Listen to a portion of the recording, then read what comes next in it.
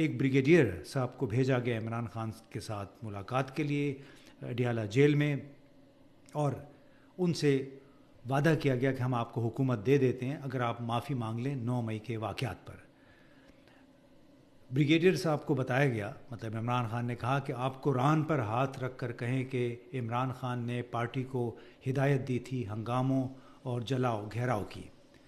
Brigadier صاحب نے انکار کیا کہ نہیں، ایسا تو میں نہیں کر سکتا، تو پھر میں معافی کس چیز کی مانگوں؟ اس کام کے لیے جو میں نے کیا ہی نہیں ہے میں کیسے معذرت کر سکتا ہوں؟ یہ عمران خان کا جواب تھا۔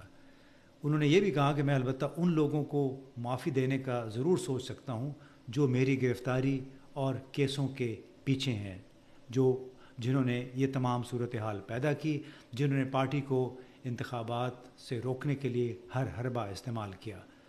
بریگیڈیئر صاحب نے اس کے جواب میں کہا کہ بڑی خفت کا بھی سامنا ان کو کرنا پڑا، تو انہوں نے کہا کہ ہم اس وقت بڑی مشکل میں ہیں، جنرل عاصم منیر فکسیٹڈ ہیں کہ 9 مئی کے واقعات نہیں ہونے چاہیے تھے اور ان لوگوں کو معافی مانگنی پڑے گی۔